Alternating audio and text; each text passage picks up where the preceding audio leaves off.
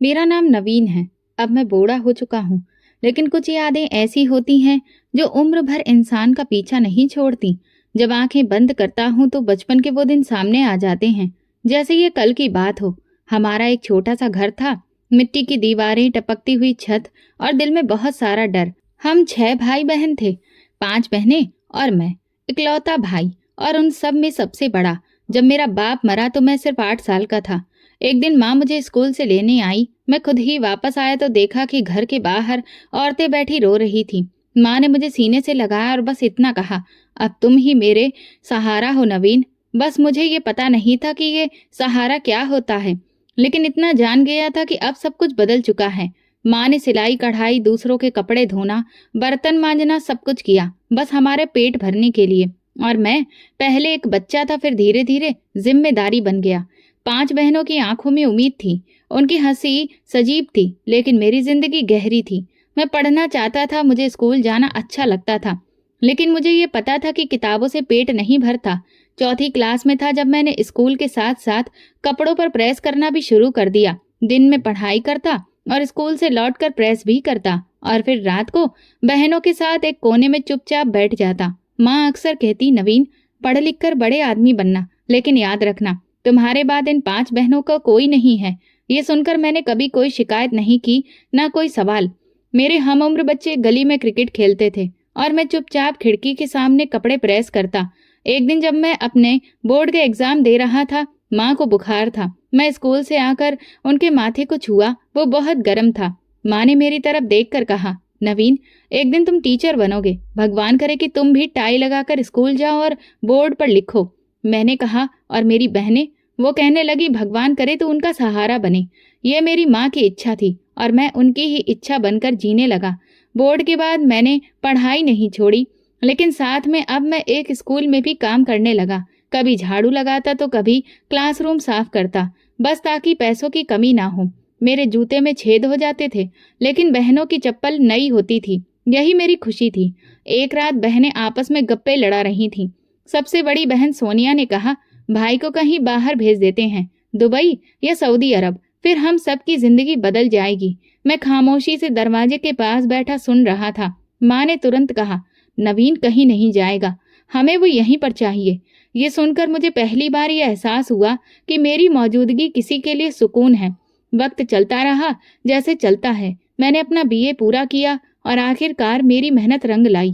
फिर सरकारी स्कूल में मेरी टीचर की नौकरी लग गई। उसी दिन माँ की आंखों में आंसू थे, लेकिन वो खुशी के थे। उन्होंने कहा, आज तुम वो बन गए हो जो तुम्हारे पापा बनाना चाहते थे।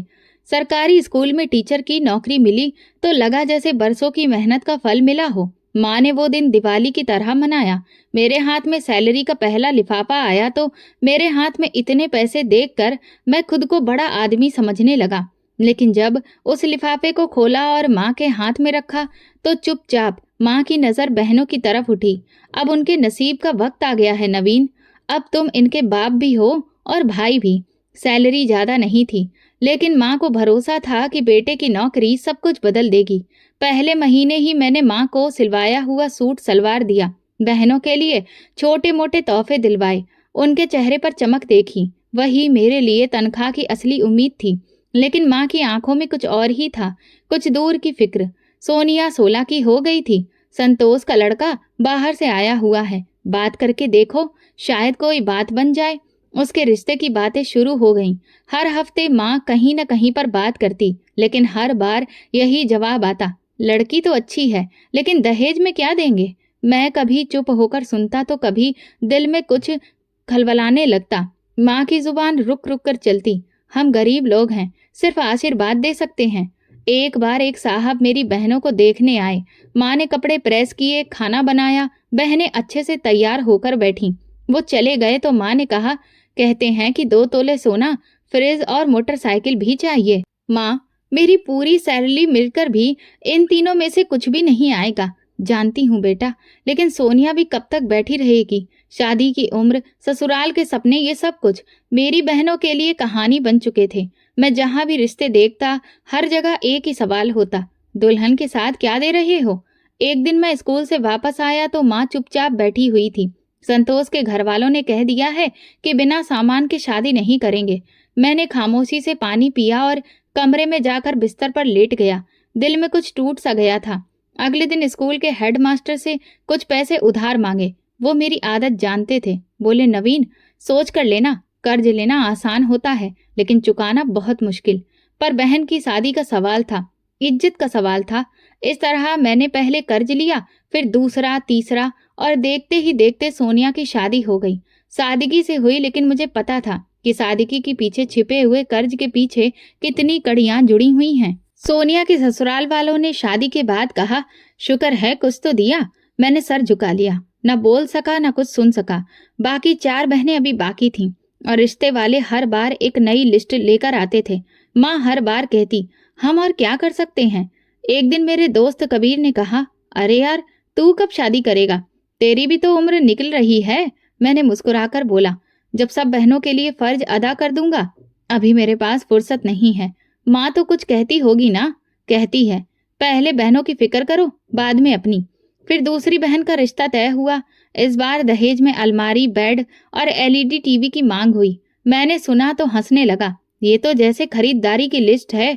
माँ ने आंखें चुराते हुए कहा, बेटा, जो दे सकते हो दे दो, बाकी भगवान की मर्जी। अब कर्ज का बोझ और बढ़ गया था।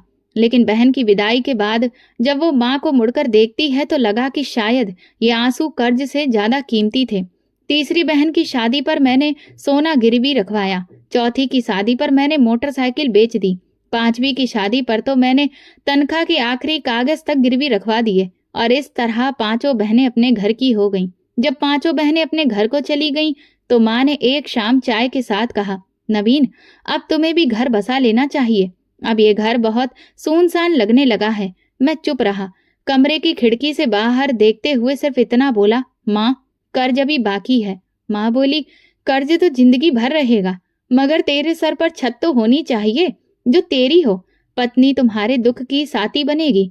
माँ की बात को मैंने टाला नहीं, बस सुना और चुप रहा। 2 हफ्ते बाद माँ ने दोबारा से बात छेड़ी।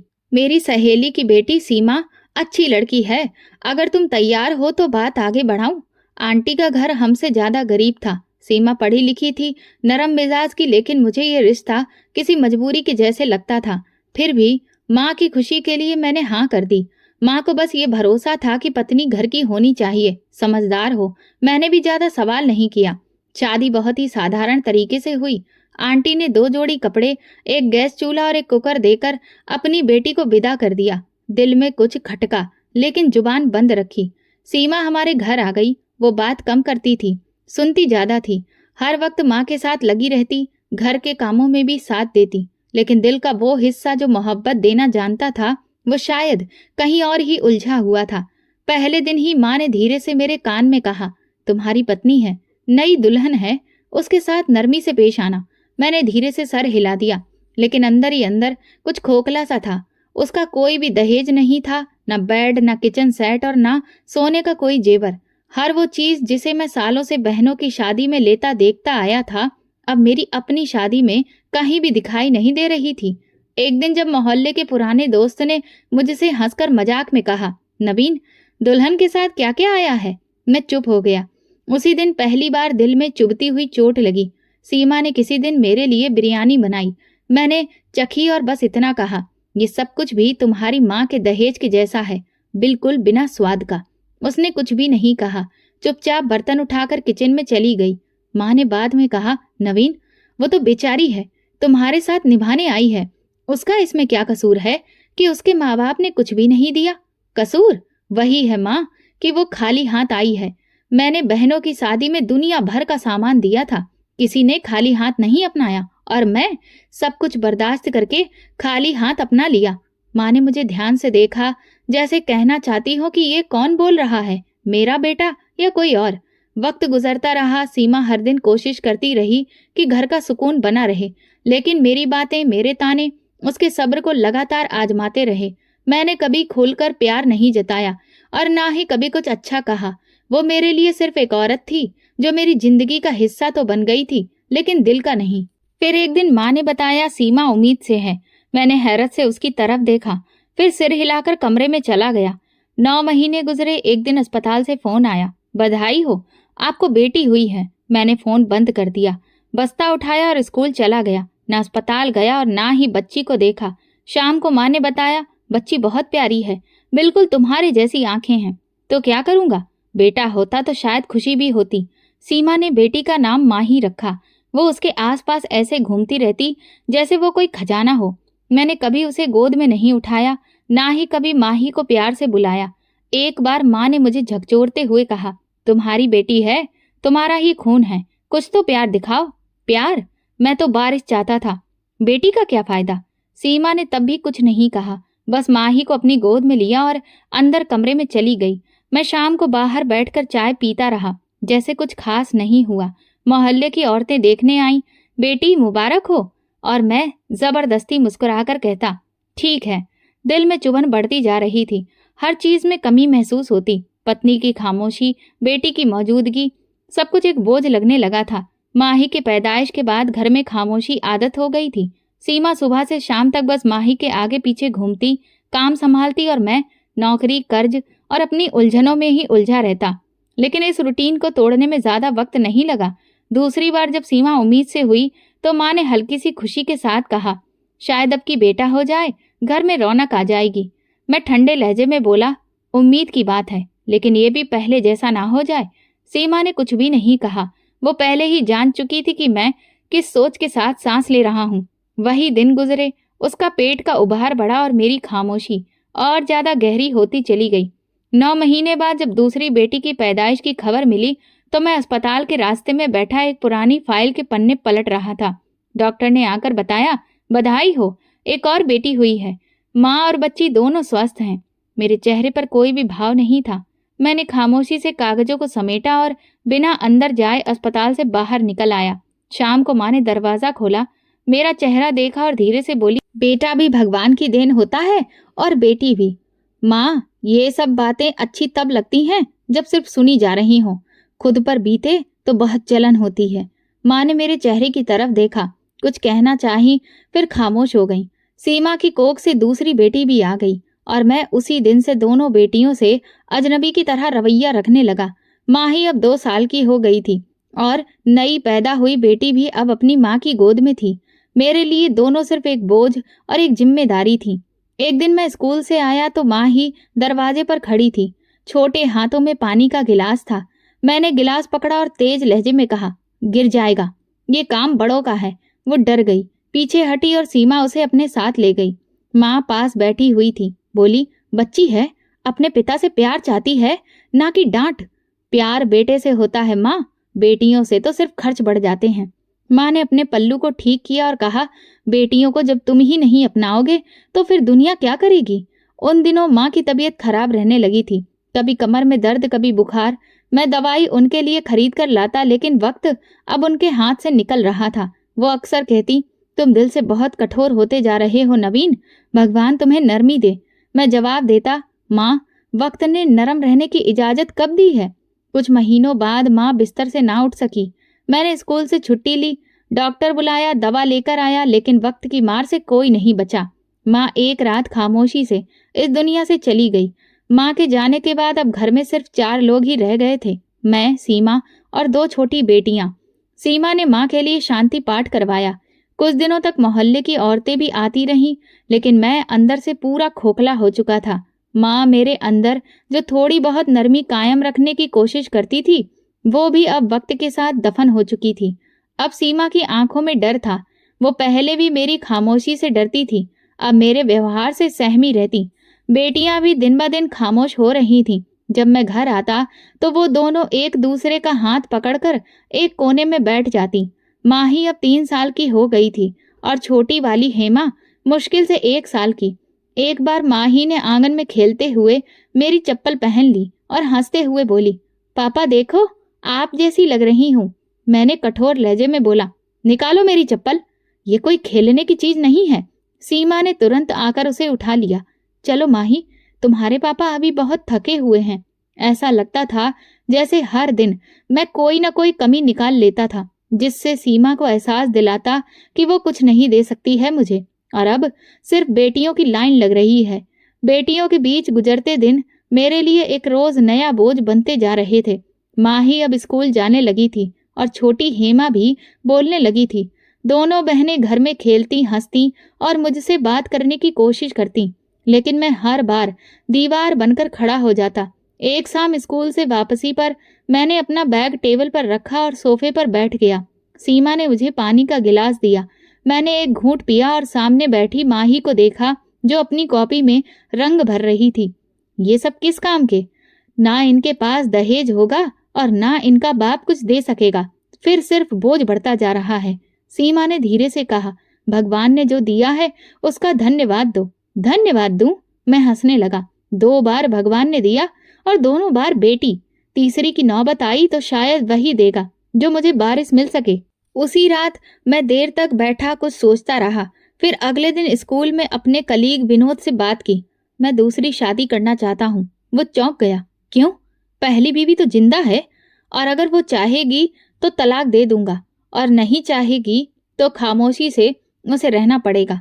अब 2 बेटियां भी हो गई हैं, लेकिन अब मुझे बेटा चाहिए। विनोद ने खामोशी से सिर हिलाया, फिर धीरे से बोला, मेरी बहन नम्रता है। वो तलाकशुदा है। उसका पति एक नशेड़ी था, मारपीट करता था। शादी के कुछ महीने बाद ही तलाक हो गया। अब वो माँ बाप के घर है। हम बहुत समय से उसके लिए दूसरा पति ढूंढ रहे हैं, लेकिन कोई भी एक तलाकशुदा का हाथ पकड़ने को तैयार नहीं है। मैंने कुछ देर सोचा और फिर धीरे से कहा, अगर वो तैयार है तो बात आगे बढ़ाओ, मैं भी तैयार हूँ। 1 हफ्ते बाद नम्रता से शादी हो गई, बहुत ही साधारण तरीके से। कुछ ही लोग शामिल थे। मेरे नाम के साथ वो जुड़ गई। जब नम्रता को पहली बार घर लाया तो सीमा ने दरवाजा खोला। वो खामोशी से नम्रता को अपने साथ अंदर लेकर गई। ना कोई ताना और ना कोई शिकायत। कमरे में अच्छे से चादर बिछाई, चाय बनाई और वापस अपने बच्चों के कमरे में चली गई। मैंने सीमा से पहले ही कह दिया था कि अगर उसे तलाक चाहिए तो मैं दे सकता हूँ, लेकिन उसने साफ मना कर दिया। उसने कहा कि वो मेरी दूसरी पत्नी के साथ रहने के लिए तैयार है। मुझे उसकी बात पर भरोसा तो नहीं हो रहा था, लेकिन फिर भी मैं ये सोचता रहा कि शायद अभी नहीं, लेकिन किसी दिन तो ये शोर करेगी, बच्चों को लेकर चली जाएगी। लेकिन ऐसा कुछ भी नहीं हुआ। वो बस खामोश हो गई थी। नम्रता की शख्सियत बिल्कुल अलग थी। वो बातों में तेज, तौर तरीके में जल्दबाज, लेकिन अंदर से वो भी जिंदगी के जख्मों से गुजर चुकी थी। कुछ दिनों में घर के माहौल को समझने लगी। माही और हेमा शुरू शुरू में नम्रता से डरी रहती थीं, लेकिन नम्रता उनके साथ बहुत प्यार से पेश आती। कभी उनके बाल ठीक करती, कभी कहानियां सुनाती। एक दिन नम्रता ने मुझसे कहा, आपकी बेटियां बहुत प्यारी हैं, इनसे बात कर लिया करिए। मैं ताना मारते हुए बोला, प्यार का क्या फायदा है, कल यही मेरे सिर पर बोझ बन जाएंगी। नम्रता ने कोई जवाब नहीं दिया, लेकिन उस दिन से वो बच्चों के साथ ज्यादा वक्त गुजारने लगी। मैं नम्रता के साथ खुश था, इस उम्मीद पर कि भगवान मुझे अब बेटा देगा। सीमा रोजाना के कामकाज में व्यस्त हो गई, जैसे उसका अपना वजूद अब सिर्फ साया बनकर रह गया था। एक दिन जब मैं कमरे में दाखिल हुआ तो माही और हेमा नम्रता के साथ बैठकर चित्र में रंग भर रही थी। नम्रता ने मेरी तरफ देखा और कहा, आपकी बेटियां बहुत अच्छी आर्टिस्ट बनने वाली हैं। उम्मीद है बेटे के साथ रंग भी बदल जाएंगे। मेरी बातें अक्सर जहर बोलती थी और मैं ये बात अच्छे से जानता भी था, लेकिन फिर भी खुद को रोक नहीं पाता था। कुछ महीनों बाद नम्रता भी उम्मीद से हुई। इस खबर से मैं खुशी से बेकाबू हो गया। शाम को मिठाई लेकर आया, बच्चों के लिए भी खिलौने, और पहली बार सबको साथ बिठाकर खाना खाया।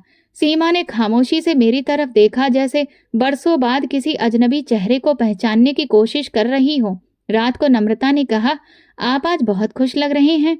मैंने कहा, हाँ, मुझे लगता है कि इस बार भगवान मेरी सुन लेगा। अगले दिन से मैं नम्रता का ज्यादा ख्याल रखने लगा। वक्त पर दवा, अच्छी खुराक, आराम। पत्नी से ज्यादा वो अब मेरे सपनों की बुनियाद बन चुकी थी। सीमा उन दोनों की चुपचाप सेवा में लगी रहती। बच्चों को स्कूल से जाना, वापस लाना, नम्रता के साथ वक्त गुजारना, घर के काम संभालना। वो ना जिद करती थी, ना कोई शिकायत। एक बार माही बुखार में तप रही थी। मैं बाहर से आया तो सीमा ने कहा, माही की तबीयत ठीक नहीं है, डॉक्टर को दिखाना होगा। मैंने सरसरा सा जवाब दिया, कल ले जाऊंगा, आज मैं बहुत थका हुआ हूँ। सीमा ने कुछ नहीं कहा। खुद आधी रात को वो माही को दुपट्टे में लपेटकर अस्पताल लेकर गई। मैं उस रात नम्रता के साथ आराम से कमरे में बैठा था और सीमा सारी रात बच्ची के माथे पर पट्टियां करती रही। नम्रता की उम्मीद ने मेरे अंदर एक नया जोश पैदा कर दिया था। हर सुबह स्कूल जाने से पहले मैं नम्रता का हाल चाल लेता, दवा भी चेक करता और जाकर मुस्कुराकर कहता, अब की बार बेटा होगा, मेरा बाजू, मेरा बारिश। नम्रता जवाब में कहती, भगवान करे ऐसा ही हो। घर के माहौल में अब खुशहाली दिखने लगी थी। सीमा जो अब तक चुप रहकर सब कुछ सह रही थी, नम्रता के लिए खाना बनाती, दवा भी वक्त पर देती, यहाँ तक कि बच्चों के साथ भी उसे वक्त देती। मैं सब कुछ देखता लेकिन कभी भी कोई धन्यवाद नहीं देता। मैंने अपने लिए एक नई अलमारी खरीदी जिसमें नन्हे कपड़ों के लिए जगह बनाई। नीले रंग के कपड़े, जूते और एक टोपी, सब कुछ बेटे के लिए था। माही ने वो जूते देखकर पूछा, पापा ये किसके लिए हैं?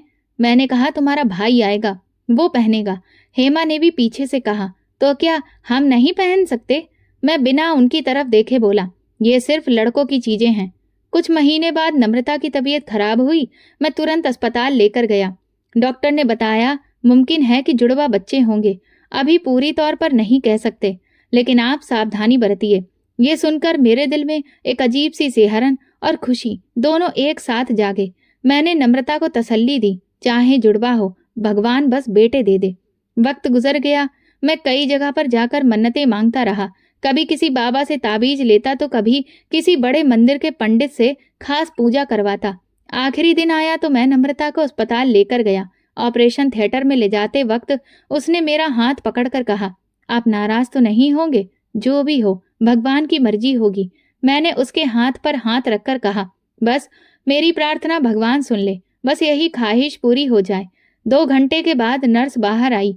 मेरे हाथ पसीने से भरे हुए थे। मैंने पूछा, क्या हुआ है? उसने एक नजर मुझ पर डाली और फिर कहा, बधाई हो, दोनों बेटियां हैं, बहुत प्यारी हैं, जुड़वा बेटियां, माँ भी ठीक है। मैं खामोश हो गया। ऐसा लगा जैसे किसी ने मेरे अंदर से आवाज ही खींच ली हो। मैं एक कदम पीछे हटा और दीवार से टेक लगाकर आंखें बंद कर ली। नम्रता को जब होश आया तो उसने मुझे देखा। आंखों में सवाल था। मैंने सिर्फ इतना कहा, तुम आराम करो, तुम्हें कुछ नहीं कहूंगा। मैं अस्पताल से सीधा घर नहीं गया, स्कूल चला गया और शाम तक वहीं पर बैठा रहा।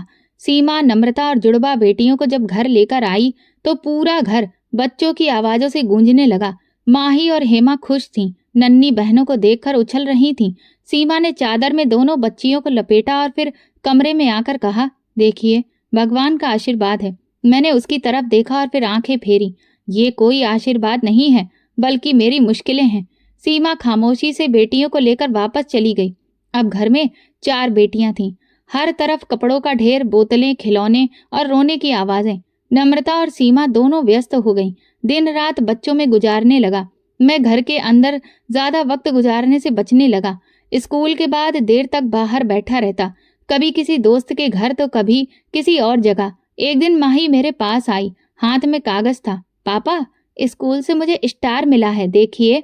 मैंने कागज पढ़कर टेबल पर रख दिया। ठीक है, अब जाकर पढ़ाई करो। माही ने पूछा, पापा आप खुश नहीं हुए? मैंने कठोर लहजे में कहा, जब तुम में से कोई अच्छा कुछ काम कर लेगा तब खुशी मनाऊंगा। वो चुपचाप वापस चली गई। 4 बेटियों की मौजूदगी मेरे लिए रोज एक सवाल बन गई थी।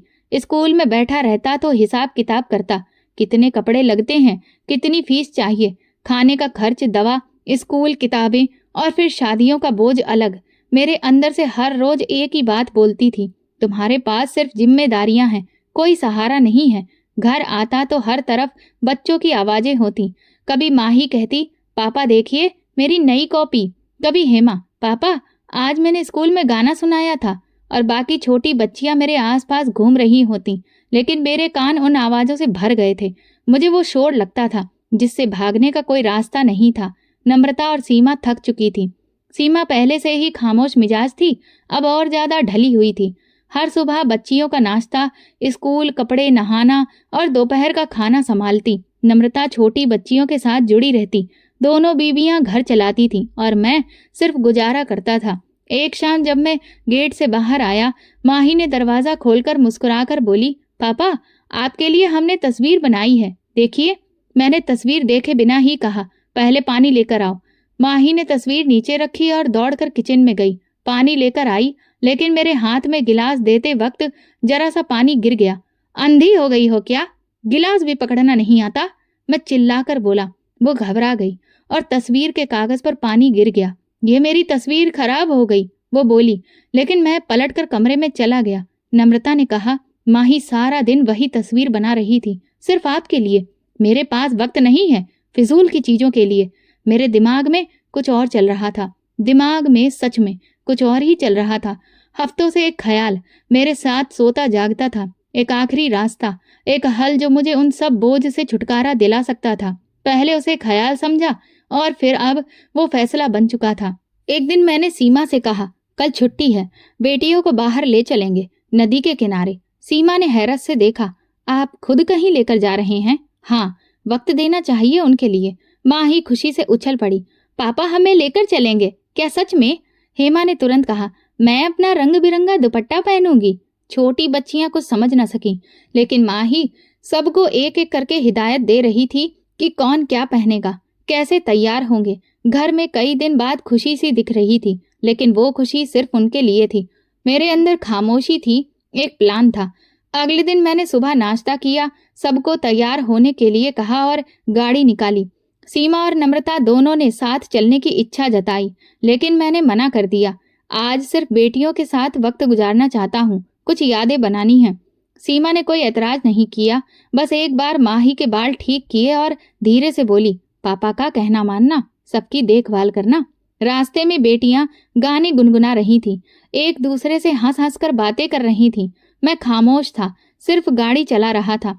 नदी का किनारा सुनसान था, हवा में नमी थी और पानी की लहरें काफी तेज। बेटियां एक साथ गाड़ी से उतरी और दौड़कर नदी के किनारे गईं। माही ने कहा, पापा नदी कितनी अच्छी लग रही है। मैंने एक पल के लिए उनकी तरफ देखा, मासूम चेहरे, मुस्कुराती आंखें, और मैंने दिल की दीवार को और ज्यादा कठोर कर लिया। माही मेरे पास आई, हाथ पकड़कर बोली, पापा आप भी पानी के पास चलिए, हम सब खेलेंगे। मैंने कहा, हाँ मैं अभी आता हूँ, तुम सब जरा सामने खड़ी हो जाओ, एक तस्वीर खींचनी है।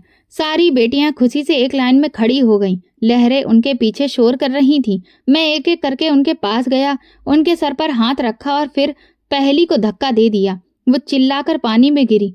दूसरी को देखने का एक मौका भी नहीं दिया, वो भी बहा दी। तीसरी और चौथी। हर धक्का एक फैसला था, हर चीख एक सवाल थी, लेकिन मैं जवाब देने के मूड में नहीं था। कुछ लम्हों में ही वो नदी अपनी लहरों के साथ मेरी बेटियों को निगल चुकी थी। मैं कुछ कदम पीछे हटा और नदी को देखता रहा। मेरे अंदर कोई आवाज नहीं थी, ना कोई पछतावा, ना कोई डर। वापस आकर मैं गाड़ी से मुड़ा, पीछे देखा, पानी चल रहा था, जैसे कुछ हुआ ही नहीं। घर पहुंचा तो सीमा और नम्रता दरवाजे पर खड़ी थी। मैं गहरी सांस लेते हुए बोला, नदी का पानी अचानक बहुत बढ़ गया था, सारी बेटियां बह गईं। मैं कुछ भी नहीं कर सका। सीमा जमीन पर बैठ गई, हाथ मुंह पर रख लिया और नम्रता की आंखें फैल गईं। मैं बस खामोशी से अंदर चला गया और दरवाजा बंद कर दिया। सीमा अभी तक दरवाजे के पास बैठी थी और नम्रता पत्थर बनी खड़ी थी। मेरे मुंह से निकली एक बात, नदी का पानी बहुत तेज था। सब कुछ पल भर में हो गया और बस। ना मैं रोया, ना कोई दुख दिखाया। सीमा की आंखों से आंसू टपक रहे थे, लेकिन जुबान जैसे बंद थी। नम्रता की सांसें तेज हो गईं, पर उसने एक शब्द नहीं कहा। मैं सीधा कमरे में चला गया था और बिस्तर पर लेट गया, जैसे एक थका हुआ आदमी जो बहुत कुछ बर्दाश्त करके वापस आया हो। अगले दिन मोहल्ले में एक नई कहानी फैल गई कि नदी का बहाव बहुत तेज आया, जिसमें 4 बच्चियां बह गईं। किसी ने भी सवाल नहीं किया, किसी ने भी शक नहीं किया। सीमा ने रिश्तेदारों को खुद फोन करके एक साधारण तरीके से कहा, फिर लोग आए, दुख जताया और चुपचाप चले गए। 3 दिन स्कूल से छुट्टी ले ली। तीसरे दिन नम्रता ने कहा, अगर आप चाहें तो कुछ दिन के लिए शहर से बाहर चलते हैं, दिमाग हट जाएगा। मैंने ठंडी सांस लेते हुए कहा, ये सब किस्मत की बात है, बस अब आगे बढ़ना है। कुछ महीने बाद नम्रता ने बताया कि वो फिर से उम्मीद से है। मैंने तुरंत नजर उस पर जमा ली। भरोसा है? हाँ, टेस्ट पॉजिटिव आया है।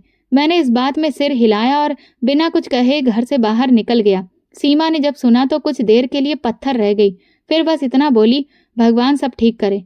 इस बार मैं किसी भी बाबा के पास किसी से कोई खास पूजा करवाने या मन्नत मांगने के लिए नहीं गया। मैं सिर्फ खामोश रहा। और फिर जब वक्त आया, नम्रता ने एक बेटे को जन्म दिया। बेटे की पैदाइश पर पहली बार मैं अस्पताल के कमरे में खुशी से घूम रहा था। मैंने बेटे को गोद में लिया, माथे पर चूमा और कहा, अब मेरा बारिश आया है। नम्रता थकी हुई मुस्कुरा रही थी। सीमा कमरे के एक कोने में खड़ी हुई सब कुछ खामोशी से देख रही थी। मैंने पहली बार सीमा से निगाह मिलाई और धीरे से कहा, भगवान ने भले ही देर से ही सही लेकिन मुझे दे दिया। सीमा ने हल्की मुस्कान दी। कुछ देर बाद वो कमरे से बाहर चली गई। बेटे का नाम मैंने खुद रखा, आदित्य। पहला दिन, पहला नाम, पहला एहसास, जिसे मैं बरसों से महसूस करना चाहता था। आदित्य की पैदाइश के बाद जिंदगी जैसे एक नई डगर पर आ गई थी। मैं दिन रात उसके आसपास घूमता, खिलौने खरीदता, कपड़े बदलता, तस्वीरें खींचता। घर में अब वही बच्चा सबका खास बन चुका था। फिर 1 साल बीता और नम्रता फिर से उम्मीद से थी, और इस बार फिर से एक बेटा पैदा हुआ। मेरा सर गर्व से ऊंचा हो गया। लोगों के बीच में जब बैठता तो बड़े ही गर्व से कहता, मेरे 2 बेटे हैं। एक दिन देखना, वो मेरे साथ कंधे से कंधा मिलाकर चलेंगे। और फिर मेरा तीसरा बेटा भी दुनिया में आ गया। नम्रता ने इस बार भी खामोशी से सब कुछ बर्दाश्त किया। सीमा का व्यवहार भी बदला नहीं था। वो अपनी ही दुनिया में खोई हुई बच्चों की देखभाल करती, नम्रता का साथ देती और बिना किसी शिकायत के जिंदगी गुजारती रही। अब मेरे घर में 3 बेटे थे और मेरी दुनिया पूरी हो चुकी थी। मैं अक्सर लोगों को कहता, असली बारिश तो बेटे ही होते हैं, बेटियां तो विदा हो जाती हैं। मोहल्ले के कुछ बुजुर्ग एक दिन बैठे थे।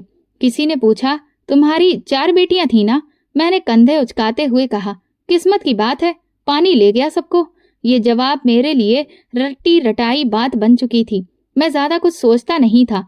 मेरे लिए बेटियों का वो पन्ना बंद हो चुका था और मैं अपने बेटों के साथ अपनी नई जिंदगी में बहुत मगन होता जा रहा था। मैंने तीनों बेटों के लिए अच्छे स्कूल चुने। उनकी पढ़ाई, उनका खाना, उनके कपड़े, सब कुछ बेहतरीन किया। उनके कमरों में एसी, उनके हाथों में मोबाइल और मेरी जुबान पर बस एक प्रार्थना, यही मेरा सहारा बनेंगे। आदित्य अब 7 साल का हो चुका था और बाकी दोनों 5 और 3 के थे। हर शाम को मैं उनके साथ बैठता, होमवर्क करवाता, कहानी सुनाता। तीनों बेटे बड़े हो चुके थे। आदित्य ने MBA पूरा कर लिया था। दूसरा बेटा साहिल कंप्यूटर सॉफ्टवेयर के काम कर रहा था और सबसे छोटा प्रवीण यूनिवर्सिटी के आखिरी सेमेस्टर में था। घर में इज्जत, दौलत, सब कुछ मौजूद था। मैं अक्सर मोहल्ले के बुजुर्गों के साथ बैठकर कहता, औलाद हो तो ऐसी हो, बेटों के बिना तो जिंदगी सिर्फ दुखों के साथ है। साहिल ने एक बार आकर कहा, पापा मेरे पास एक प्लान है। नदी के किनारे एक फार्म प्रोजेक्ट लगाने के बारे में सोच रहे हैं। जाकर जगह देखनी है, आप भी चलिए। मैं हंसकर बोला, इतने सालों के बाद तुम लोग नदी के पास जाना चाहते हो? आदित्य ने मेरे कंधे पर हाथ रखकर कहा, पापा पुराना वक्त याद करना चाहते हैं, कुछ नई प्लानिंग भी तो सोचनी है। नदी का जिक्र सुनकर मेरे दिल में कुछ अजीब सी हलचल हुई, लेकिन मैंने चेहरे पर कुछ भी दिखने नहीं दिया। चलो, तुम लोगों का मन है तो मैं भी साथ चलता हूँ। अगले दिन सुबह वो तीनों गाड़ी लेकर आए। मैं पीछे वाली सीट पर बैठ गया। रास्ते भर हंसी मजाक होता रहा। आदित्य बोला, पापा हम वहाँ खूब फोटो खींचेंगे, आप नदी के किनारे बैठिएगा तो बचपन जैसी खुशी आ जाएगी। मैं बाहर झांक कर बोला, वो जगह बहुत कुछ याद दिलाती है, पर अब सब कुछ अतीत में चला गया है। साहिल ने पीछे से हंसते हुए कहा, अतीत तो कब का खत्म हो चुका है पापा, अब तो सिर्फ भविष्य है, वो भी बहुत बेहतरीन। गाड़ी नदी के किनारे आकर रुकी। वही जगह थी, तेज लहरें, नमी भरी हवा और वही सन्नाटा जो बरसों पहले मेरे साथ रह गया था। हम सब नीचे उतरे। आदित्य कैमरा पकड़े था। प्रवीण आगे बढ़कर बोला, पापा जरा इधर आइए, ये जगह बहुत अच्छी है, यहाँ पर रोशनी भी अच्छी है। मैं कुछ कदम आगे बढ़ा। पानी के शोर में कुछ यादें जैसे कंधे से लिपटने लगी। आदित्य ने कहा, पापा बस एक तस्वीर यहाँ पर खड़े होकर। मैं खड़ा हो गया। पीछे वो तीनों थे। साहिल ने कहा, पापा थोड़ा और आगे आइए, बिल्कुल किनारे पर। मैंने कदम बढ़ाया और जैसे ही मैंने अपना रुख मोड़ा, एक जोरदार धक्का। पानी की सर्दी ने एक लम्हे में मेरे पूरे शरीर को जकड़ लिया। मैं संभल नहीं पाया। लहरें मुझ पर चढ़ पड़ी। मैं हाथ पांव मारता रहा, लेकिन जमीन नीचे से खिसक चुकी थी। कानों में सिर्फ एक बात गूंजी, आप हमारी जायदाद पर सांप बनकर बैठे हुए थे, अब बस बहुत हो गया। पानी की गहराई में जाते जाते मेरी आंखों के सामने वे सब चेहरे आ गए जो बरसों से किसी धुंध में दबे हुए थे। माही, हेमा, पंखुड़ी, एक एक करके वे सारे पल याद आने लगे। वो बेटियों की खुशी, वो उनके खिलखिलाते हुए चेहरे, उनकी बातें। पापा आप बहुत अच्छे हैं, पापा मेरे लिए पानी ले आइए, पापा ये कपड़े देखिए, स्कूल के लिए नए हैं। पानी के अंदर आंखें खुल बंद होती रहीं। मैं ऊपर की तरफ हाथ बढ़ाता, पर कोई भी हाथ पकड़ने वाला नहीं था। पहली बार मुझे लगा कि मैं सच में अकेला हूँ। जो बेटे मेरे बारिश थे वो फैसला सुना चुके थे, जो बेटियां बोलती थीं वो आज याद बनकर सीने में उतर रही थीं। मैंने कई बार चिल्लाने की कोशिश की मगर आवाज पानी में डूब रही थी। शरीर कमजोर हो रहा था, सांस रुकने लगी थी, आंखें धुंधला रही थीं। तभी किसी ने मेरा बाजू पकड़ा, एक झटका और मैं सतह पर आ गया। खांसी, पानी भरी सांसें। किसी ने मेरे सीने पर दबाव दिया, मुंह खोला और फिर दोबारा दबाया। कुछ वक्त के बाद मैंने एक धुंधला सा चेहरा देखा, एक औरत। उसके चेहरे पर नरमी, हाथों पर ताकत। कौन हो तुम? उसने खामोशी से मुझे गाड़ी में डाला और अस्पताल लेकर गई।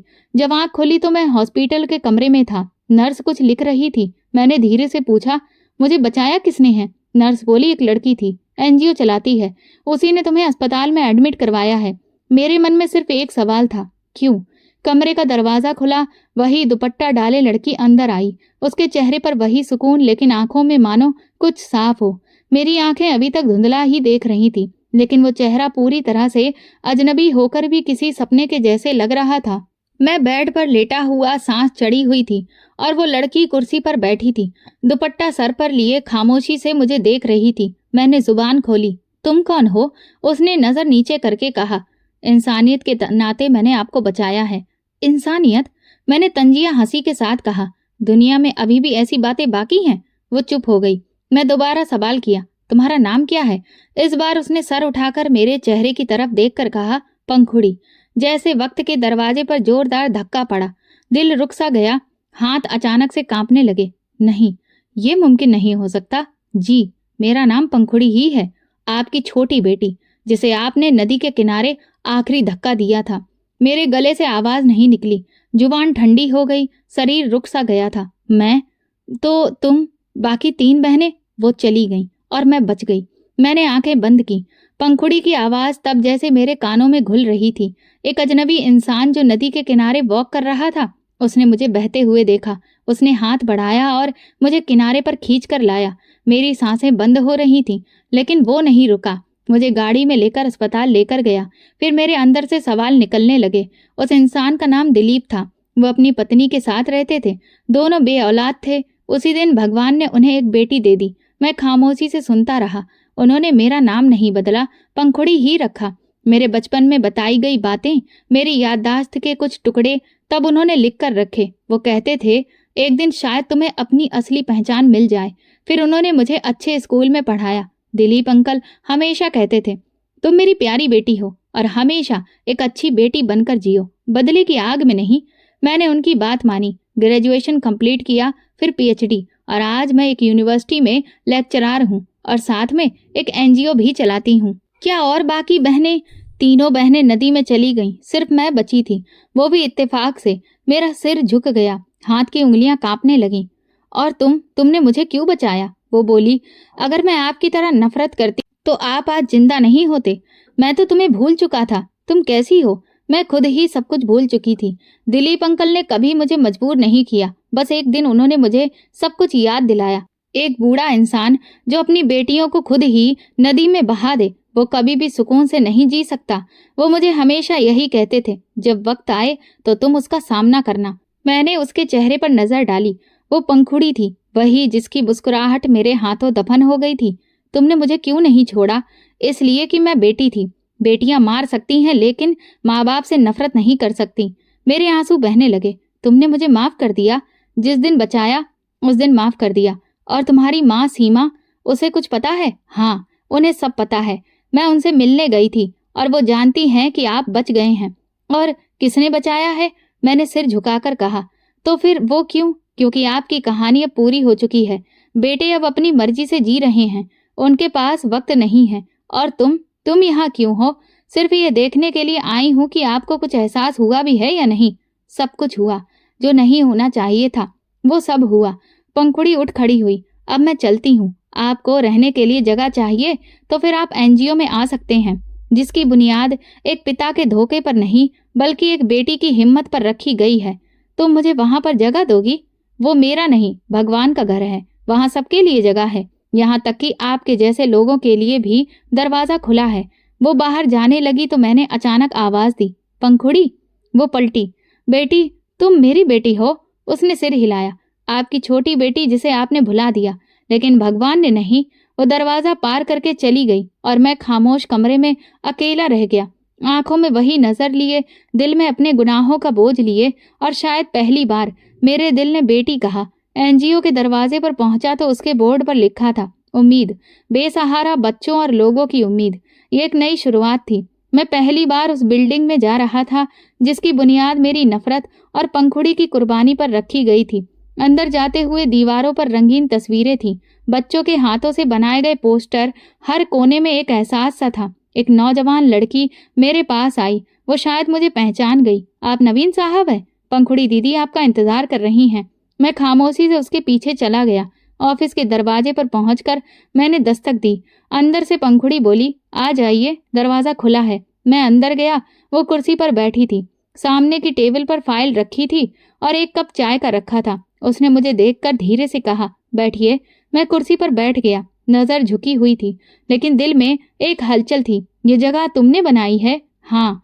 वही दर्द जिसने मुझे बचपन में अनाथ कर दिया, वही मेरा मकसद बन गया था। ये सब कैसे मुमकिन हुआ? ये सब दिलीप अंकल की वजह से ही हो पाया। मैंने दीवार पर लगी तस्वीरों की तरफ इशारा किया। ये सब बच्चे घर से निकाल दिए गए हैं। कोई भाग आया, कोई अनाथ हो गया। जिन्हें दुनिया ने बोझ कहा, हमने उन्हें ही अपना समझा। मैंने धीरे से कहा, और तुमने उन सारे बोझ को अपना परिवार बना लिया। पंखुड़ी ने मेरी तरफ देखा। बेटियां कभी बोझ नहीं होती, वो भी बारिश होती हैं।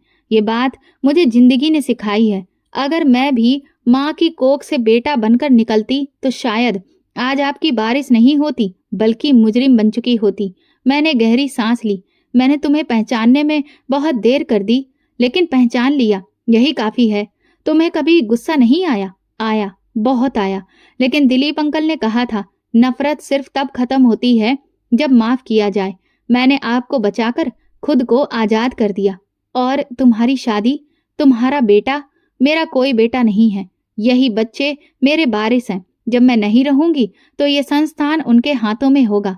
मैंने हाथ जोड़ते हुए कहा, अगर मुमकिन हो पाए तो मुझे भी यहाँ पर कुछ दिनों के लिए रहने दो। मेरे बेटे मुझे नहीं अपनाएंगे। पंखुड़ी ने लम्हे भर मेरी तरफ देखा, फिर बोली, आप रह सकते हैं, लेकिन एक शर्त है। क्या शर्त है? यहाँ के बच्चे आपको सिर्फ दादाजी कहेंगे, ना नवीन साहब, ना कोई गुरु, और ना ही पापा, सिर्फ दादाजी। आप उनके साथ बैठेंगे, खाएंगे, बात करेंगे, कहानी सुनाएंगे, और उनकी नजरों में वो पिता बनेंगे जो उनके नसीब से उनसे छीना गया है। मैंने सिर हिला दिया। आंखों में कोई धुंधलापन छा गया था। उसी शाम मुझे एक छोटा सा कमरा दिया गया। बिस्तर, एक टेबल और खिड़की से बाहर खेलते बच्चों की आवाजें। रात को जब लाइट बंद हुई और मैं बिस्तर पर लेटा तो पहली बार ऐसा महसूस हुआ कि सुकून वाकई में खामोशी में छुपा होता है, शोर में नहीं।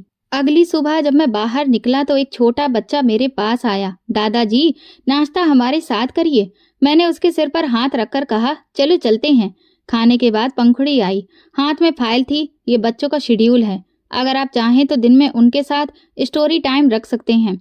मैं कहानी सुनाऊंगा। जी, क्योंकि अब आपका सुनाने का वक्त आ चुका है। मैंने सिर हिला दिया। स्टोरी टाइम के लिए बैठा तो सारे बच्चे मेरे आसपास जमा हो गए। मैंने पहली कहानी सुनाई, एक ऐसे आदमी की कहानी जो अपनी बेटी को बोझ समझता था और आखिरकार वो अपनी बेटियों से ही सबक सीखता है।